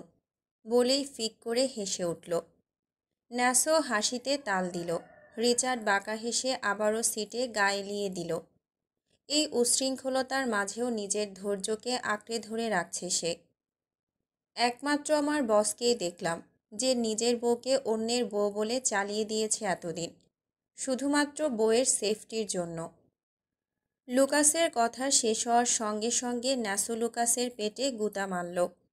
চাপা স্বরে বলল, তোমার এই বেশি বলা জবানের জন্যই একদিন তুমি মরবে বসের হাতে। লুকাস ব্যথায় নাক মুখ কুঁচকে পেটে হাত বুলাতে বুলাতে বলল, আমার কি দোষ? আমি কথা পেটের ভেতর রাখতে পারি না, পেটে ছোটাছুটি করে। একটা মানুষ কতটা চাপা রহস্যময় হলে ২৪ ঘন্টা তার সঙ্গে থেকেও আমরা তার কোনো পদক্ষেপ সম্পর্কে আগে থেকে জানতে পারি না। হ্যাঁ, রিচার্ড কায়নাত রহস্যে ঘেরা এক বন্ধ ঘর। আমার প্রতিটা পদক্ষেপে রয়েছে না বলা এখতিয়ার যত্ন। এতদিন আমার কাছে রাখাটা বিপজ্জনক বলে দূরে সরিয়ে রেখেছিলাম। দূরে রাখতেও নিজের ছায়াতলে রেখে এসেছি। এখন সেই জায়গাও বিপদ, তাই তো ছলনায় সেখান থেকেও সরিয়ে দিলাম। এবার শুধু কাছে আসার সময়। লুকাস নিভুস্বরে ফিসফিসিয়ে বললেও রিচার্ডের কানে ঠিকই পৌঁছে যায়। রিচার্ডের ভারী স্বরে চমকে যায় দুজনেই। লুকাস জিভ কেটে ঘাপটি মেরে বসে রইল। ন্যাসো ভারী গলায় শুধালো, মানে? রিচার্ডের ঠোঁটের কোণে এক চিলতে হাসি ফুটে উঠল। রহস্যময় হাসি দিয়ে বলল, এখন থেকেই রচিত হবে হৃদ আর এলির হৃদয়স্পর্শী প্রেমের অমর অধ্যায়। আর অপেক্ষা কেন? আপনার সম্পূর্ণ অধিকার রয়েছে নিজের স্ত্রীকে কাছে এনে রাখার। ভুলে যেও না ন্যাসো, কাদের কিন্তু এখনও ধরা পড়েনি। ওকে নিয়ে আমি এক বিন্দু পরিমাণ রিস্ক নিতে চাই না। আপনার কি মনে হয় ম্যাম এত সহজে আপনার কাছে আসবে? আপনি যা করেছেন সেটা পাপ, আর এসব কিছু কোনো মেয়ে সহজে মেনে নিতে পারবে না। ন্যাসোর কথায় রিচার্ডের ভেতর কোনো অনুশোচনার স্রোত গড়ে ওঠার বদলে মস্তিষ্কে পৈশাচিক হিংস্রতা নাড়া দিয়ে উঠল, আর চোখে ক্ষোভের আগুন জ্বলে উঠল। উইন্ডোতে থাবা মেরে চিৎকার করে বলল, কোনো ভুল করিনি আমি। যা করেছি ইচ্ছাকৃতভাবেই করেছি, ঘৃণা থেকে করেছি। আমার ভেতরে কোনো অনুশোচনা নেই। এতে এর পরিণতি যা হওয়ার হবে। আমি এমনিতেই পাপের সাগরে ডুবে আছি। মৃত্যুকে ভয় পায় না রিচার্ড কায়নাত। কিন্তু বস, এ বিষয়ের একটা কথাও হবে না। রিচার্ডের ধমক খেয়ে ন্যাসো চুপ হয়ে গেল। রিচার্ডের কপালে শিরাগুলো টগবগিয়ে উঠেছে। রাতের গভীরতর নীরবতায় গর্জিত কণ্ঠে বলল রিচার্ড, ওই ট্রাক ড্রাইভার আর শুয়োরের বাচ্চাগুলোকে পাওয়া গেছে? লুকাস চিরায়ত গম্ভীর গলায় বলল, ট্রাক ড্রাইভার ইতিমধ্যে স্বর্গে চলে গেছে, আর অ্যাক্সিডেন্টের পেছনে যারা ছিল তাদের এখনও পাওয়া যায়নি। সম্ভবত মিনিস্টার তুলে নিয়ে গেছে। পিপিলিকার পাখা গজায় মরিবার তরে, তেমনি তার মরার পাখনা গজিয়েছে। রিচার্ডের শেষের কথাগুলো বুঝল না ন্যাসো লুকাস কেউই। তারা এখনও তেমনভাবে পরিচিত না বাংলাদেশের আঞ্চলিক ভাষার সাথে। বিপরীতে কোনো প্রশ্নও করল না। নীরবে গাড়ি চলতে থাকলো আঁকাবাঁকা পথ ধরে। আচ্ছা, একটা মানুষকে খুঁজে পাওয়ার সম্ভাবনা কখন একেবারেই ক্ষীণ হয়ে যায়? যখন সে নিজের থেকে লুকিয়ে থাকে, নাকি তাকে লুকিয়ে রাখা হয়? রিচার্ড খুবই ভাবুক ভঙ্গিতে কথাগুলো বলল। লুকাস এত পেঁচানো কথা বুঝতে পারছে না। ন্যাসো চতুর স্বভাবের। সেই গুরুগম্ভীর গলায় উত্তর দিল, যে হারিয়ে যেতে চায় তাকে কখনোই খুঁজে পাওয়া যায় না। এলিসা ম্যাম বেঁচে আছেন আর বাংলাদেশেই আছে। এলিসাকে? রিচার্ড চাপা হুঁশিয়ারি স্বরে বলল, রেসপেক্ট ন্যাসো, শাশুড়ি হয়। ন্যাসো মুচকি হাসল। আপনি এটা কিভাবে জানলেন? আমি অনেক কিছুই জানি, তবুও অনেক কিছুই জানি না। এখনও আসল সত্যের কাছে পৌঁছাতে পারিনি। হয়তো এজন্য একটা পিছুটান। যদি আমার এক পা এগোনোতে তার ক্ষতি করে, তবে আমিই দায়ী। একবার সত্যের মুখোমুখি হই, তখন আসল খেলা শুরু হবে। এখন খেলাটা সোয়াট টিমই খেলুক। বলেই রিচার্ড বক্র হাসি দিল। ঠোঁটের কোণে রহস্যের ছায়া জমে উঠেছে। ন্যাসো একটু বিচলিত হলো না। তার রিচার্ডের উপর অটুট বিশ্বাস রয়েছে। রিচার্ড কায়নাত একবার কোনো কিছুতে হাত দিলে তা হাসিল করেই ছাড়ে। ন্যাসো ইউটার্ন নিতে নিতে মজা করে বলল, এটা কি ম্যামকে খুশি করার জন্য? ইজ দিস বউকে শাশুড়ি গিফট করে ক্ষমা চাওয়ার নিনজা টেকনিক? ফাক অফ। অফিসে চলো, ফাস্ট। অফিসে পৌঁছাতে না পৌঁছাতেই রিচার্ডের ঠান্ডা মেজাজ তিরিক্ষি মেজাজে পরিণত হলো। তার ডেস্কের উপরে অজস্র চিঠি এলোমেলো হয়ে পড়ে আছে, যা কিছুদিন ধরেই আসছিল। রিচার্ড প্রতিবারই সেগুলো অবহেলা করে গিয়েছে, খুলেও দেখেনি কোনো দিন। এগুলো লারার কাজ। তবে আজ প্রতিদিনের মতো চিঠিগুলো ওয়েস্টবিনে ফেলে না দিয়ে রিচার্ড কিছু চিঠি খুলে পড়ল। সবগুলোতেই ছিল প্রেমের জোয়ার কাছে আসার উষ্ণ বার্তা। রিচার্ড হাতে কলম নিল। তারপর একটা চিঠি হাতে নিল, তাকালো যেখানে লেখা ছিল, প্রিয়র চেয়েও প্রিয়, আমি তোমাকে খুব ভালোবাসি। সেই চিঠির উল্টো পিঠে রিচার্ড নিজে লিখল, নষ্টর চেয়েও নষ্ট। এভাবে অন্যের স্বামীকে চিঠি দিতে বলি হায়, লজ্জা লাগে না? আরেকবার যদি একটা চিঠি আসে তো তোর বাঁশবাগানের ঝাড়ে আগুন জ্বালিয়ে দেব, শালি সস্তা। অতপর আরেকটা চিঠি যেখানে লেখা ছিল, একবার সুযোগ দিয়েই তো দেখো বেবি। তাতে রিচার্ড লিখল, আমার ম্যাডামের একটা হুম আরই জান কুরবান। পথঘাটের নর্দমায় তাকানোর মতো হাজবেন্ড ছিল না আমার ওয়াইফের ডেস্টিনিতে। লেখা শেষ করে রিচার্ড দারোয়ানকে ডেকে চিঠিগুলো তার হাতে দিল। চোখে ক্ষুব্ধ অগ্নি আর মনের ভেতর বিরক্তি নিয়ে হনহনিয়ে অফিস থেকে বেরিয়ে গেল রিচার্ড। আলোছায়া অনাথাশ্রমটি মানবতার ফেরিওয়ালাদের হাতে গড়া আশ্রয়। এখানে শত শত অবহেলিত শিশু মমতার ছায়ায় বড় হয়ে উঠছে। তাকবীরের গাড়ি এসে থামল আশ্রমের সামনে। গাড়ি থেকে নামতেই কালো পোশাক পরা বিদেশি গার্ডরা সামনে এসে দাঁড়ালো তাকবীরের। তাকবীর পাঞ্জাবির পকেট থেকে একটা কার্ড বের করে তাদের দিল। স্ক্যানারের সাথে মিলিয়ে নিয়ে তারা নিশ্চিত হলো এই কার্ড ছাড়া এখানে প্রবেশ অসম্ভব। মেশিনের সংযোগ মিলে যেতেই গেট খুলে গেল। তাকবীরের গাড়িটা আশ্রমের ভেতরে প্রবেশ করল। তাকবীর গাড়ি থেকে নামতেই এক ঝাঁক উচ্ছ্বসিত শিশু মৌমাছির মতো তাকে ঘিরে ধরল। তাকবীর হাসি মুখে সকলের সাথে কথা বলল, তাদের হাতে চকলেট তুলে দিল। এরপর আশ্রমের ভেতরে প্রবেশ করল। ভেতরের একটা গোপন রাস্তা সোজা নিয়ে গেল নিচের সিঁড়ির দিকে। সিঁড়িতে যেতে হলেও আবারও পাঞ্চ কার্ড ব্যবহার করতে হয়। তাকবীর কার্ড পাঞ্চ করতেই দরজা খুলে গেল। তাকবীর সিঁড়ি বেয়ে নেমে পৌঁছালো ঠিকানা নামক বেসমেন্টে। আশ্রমের নিচে এই ঘরের বিশেষ অস্তিত্ব রয়েছে। বেসমেন্টটা দুই ভাগে বিভক্ত, যেখানে একটা অংশে মানবতার চর্চা আর অন্য অংশে নীরবতার পর্দায় মোড়ানো অজানা কার্যকলাপ। মাটির নিচে তৈরি এই বিশাল বেসমেন্টে উপরের কাঠামোর থেকেও বড় এবং নিখুঁত সুরক্ষায় ঘেরা। নিচের অংশ আবার দুই ভাগে বিভক্ত। তাকবীর মার্চ 24 লেখা অংশের দিকে এগোলো। দরজা ঠেলে ভেতরে ঢুকতেই গা শিউরে ওঠার মতো দৃশ্য সামনে এলো।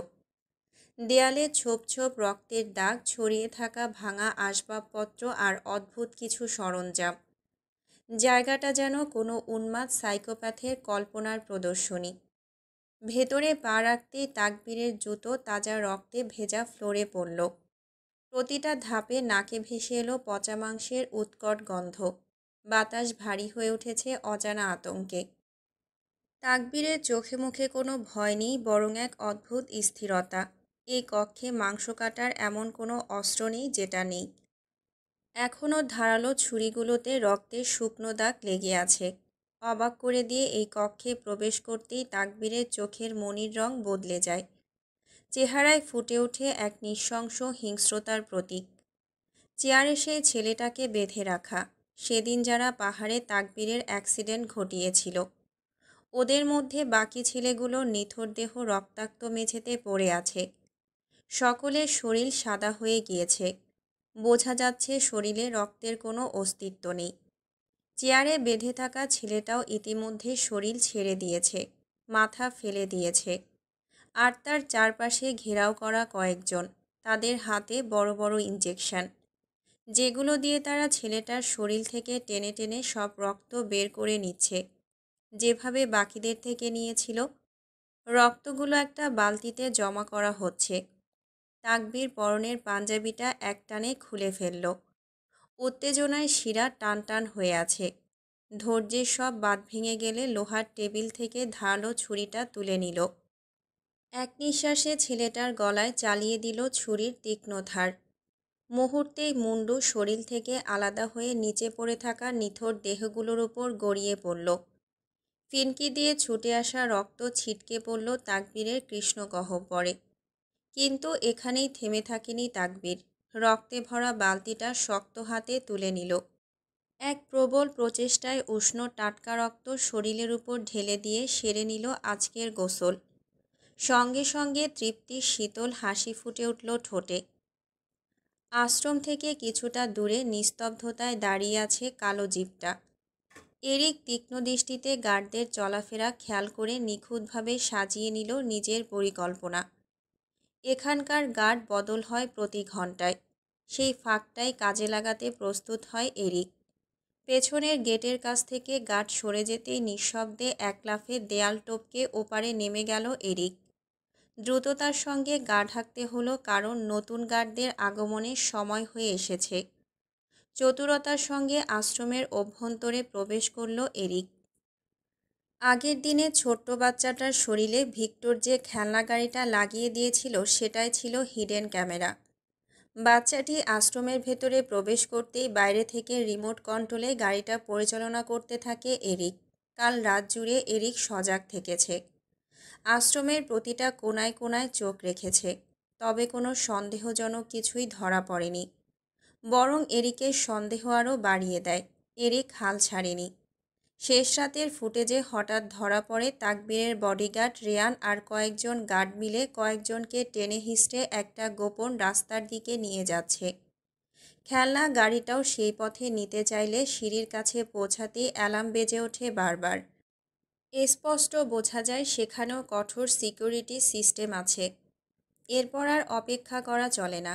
নিজের চাকরি আর নিরাপত্তা ঝুঁকিতে ফেলে সশরীরে ময়দানে নামার সিদ্ধান্ত নিল এরিক। এরিক ধীরে ধীরে সেই গোপন রাস্তাটার দিকে এগিয়ে যাচ্ছিল। হঠাৎ পেছন থেকে ভেসে এলো তাকবীরের ঠোঁট কামড়ানো টিটকারি। অফিসার সম্ভবত ভুল করে এখানে এসে পড়েছেন, তাই না? এক মুহূর্তে চমক কাটিয়ে এরিক ধীর অথচ দৃঢ়ভঙ্গিতে পেছন ঘুরল।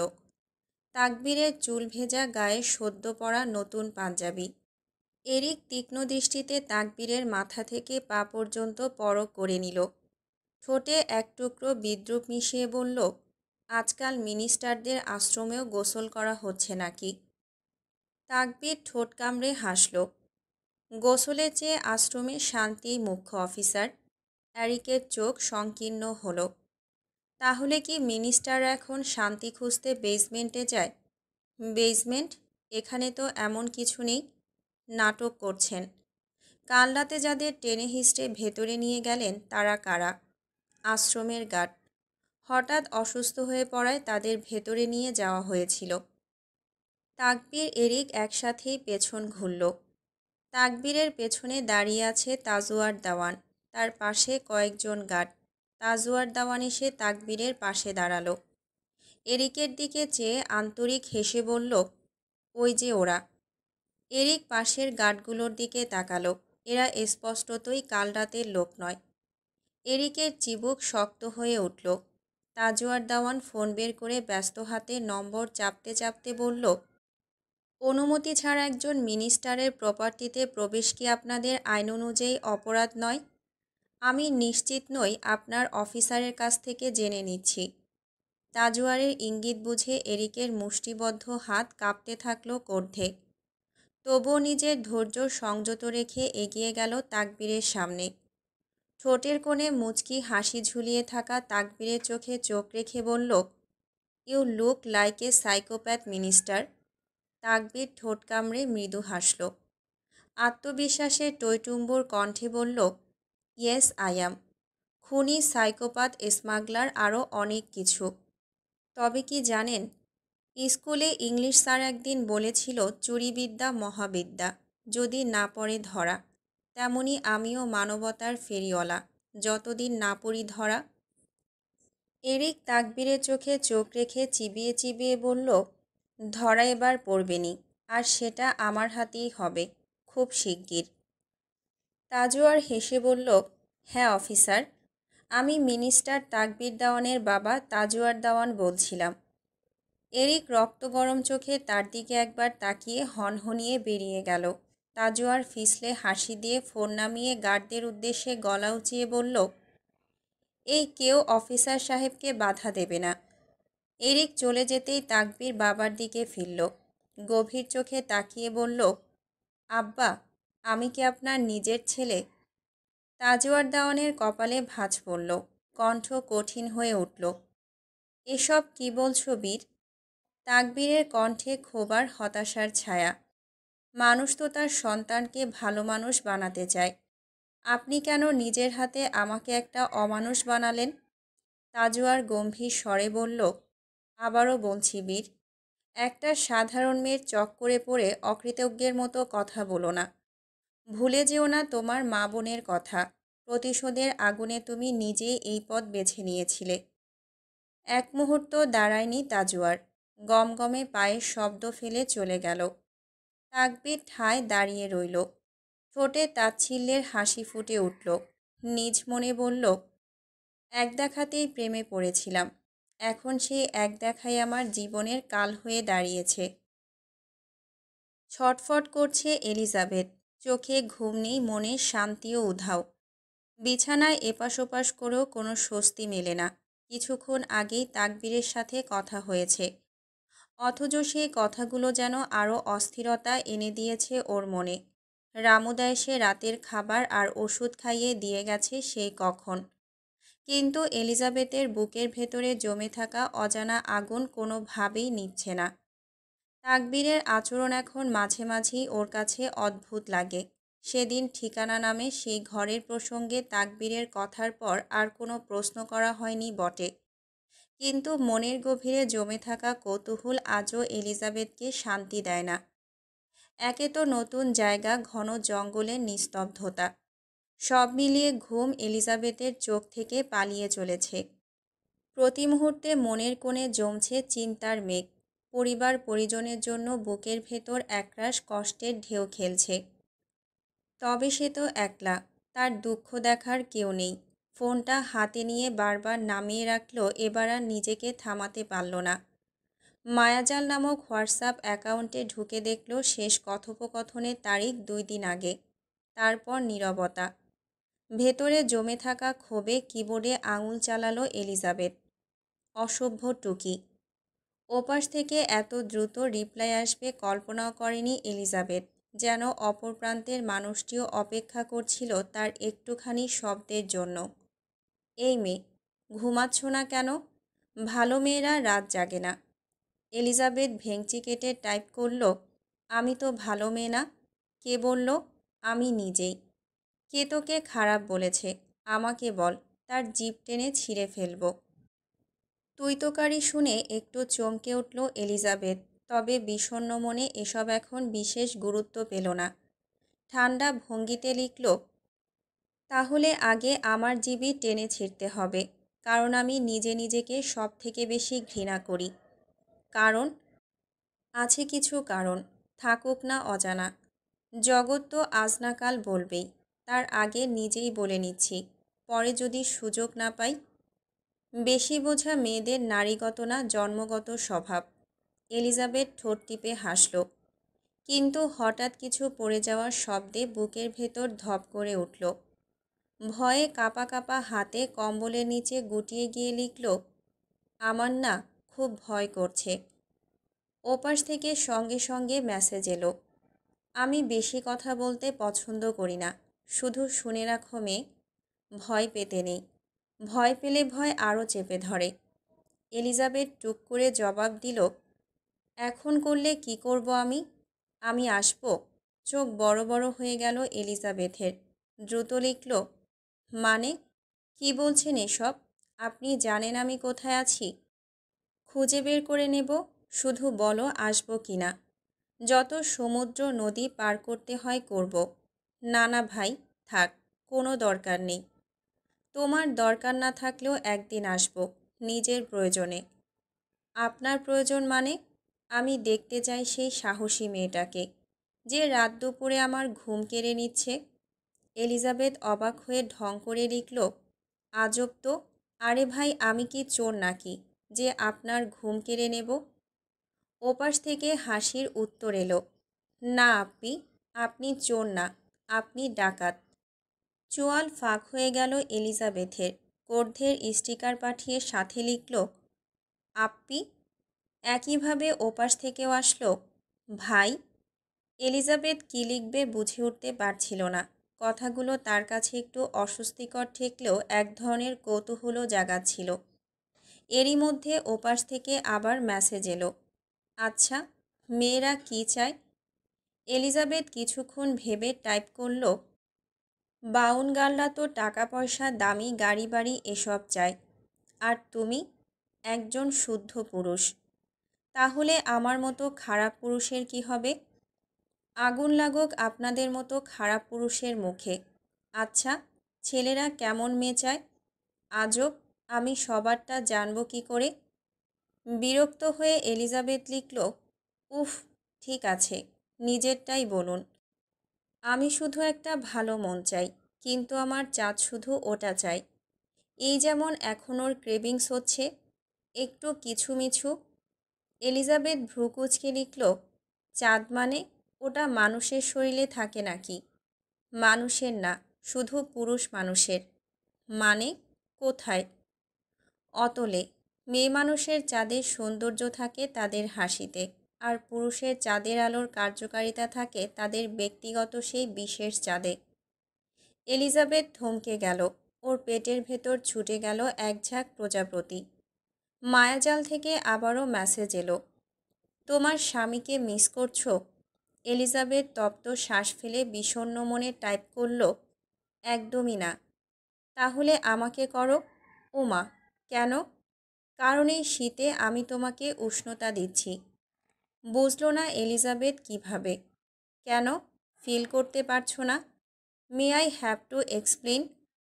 অস্বস্তি লাগা সত্ত্বেও এলিজাবেথ দাঁতে দাঁত চেপে লিখল, আপনি কি ছোট থেকে এমন নষ্ট, নাকি বড় হয়ে হয়েছেন? ছোট থাকতে ভালোই ছিলাম, এমনকি বড় হয়েও। তবে হঠাৎ এক মেয়ে এলো আমার একলা জীবনে। এক দেখাতেই আমার ধারালো ইস্পাতে কম্পন ধরাতে পেরেছিল সে। তারপর থেকে আমি নষ্ট। সব দোষ আমার বউয়ের, বুঝলে? এলিজাবেথ বিরক্ত হয়ে লিখল, আপনার সব কথায় ডাবল মিনিং থাকে। এতেই এমনটা মনে হলো, শোনো মেয়ে, আমি খুলে দিলে মুখ হয়ে যাবে তোমার অন্য মুড। ছটফট করবে এই নিশি ভরে। এলিজাবেথের গাল লাল আভার মতো জ্বলে উঠল। তড়িঘড়ি করে বালিশের নিচে ফোন রেখে গালে ঠান্ডা পানি দিতে লাগলো। ওপাশ থেকে কোনো রিপ্লাই না পেয়ে রিচার্ড উঠে দাঁড়ালো। হাঁটতে হাঁটতে ট্যারেসের সামনে গিয়ে থামল। সামনের কাঁচ গলিয়ে ওপাশে অন্ধকারে আচ্ছন্ন আকাশে দেখা যাচ্ছে আলোকিত একলা চাঁদ।